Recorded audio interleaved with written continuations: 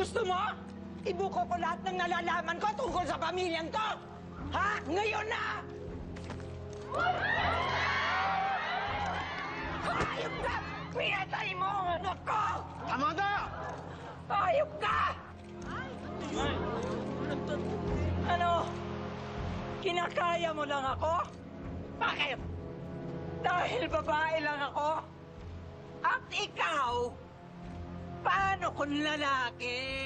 Lalambingin mo? What? How about that? Livia! Binabalaan kita. What is Tita talking about, Ma?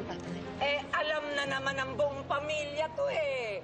Di ibubulgar ko na. What do you say, little brother? Huwag kang makinig sa kanya. I'm out of the closet! Lumantad ka na! Ipokrito! Etong makisig, matipuno, at magaling na mayor nyo ay may pusong babae! Ate, ulit yan na. Huwag kayong maniniwala sa pinagsasabi niya. Tauhan nito, bata pa lang May to. sakit si ate. Pasensya rin. Pero Pasensya na. may sakit hindi namin pinaalam sa tao dahil baka masira ang reputasyon ng pamilya Guerrero. Ano? Ang isang makapangyarihan, babaerong politiko, si Don Gustavo, ay may anak-anak na binabae. Ano? Hindi totoo yun. Hindi totoo yun. Hindi totoo yan. Hindi totoo. Hindi totoo sinasabi niya. Pasensya na kayo. May sakit si ate. May sakit si ate.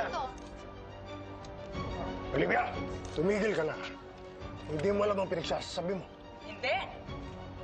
Hindi ba para maigarahe mo yung babae mo sa bahay natin, ipinaako mo kay Roberto ang anak ninyo? Ano? Oo! Hindi. Yan si Miguelito, ang anak ni Don Gustavo. At ang pokpok na jacking yan! Nakita niyo na yung kasinungalingan? Pasensya na kayo. Pasensya na kayo. sa sinasabi niya. Ate, halika na. Sinasabi niya lang Halika na. yan para Halika na. lang Ito, manalo mo kami ko! ng vice mayor. Kasi alam niya talo na siya.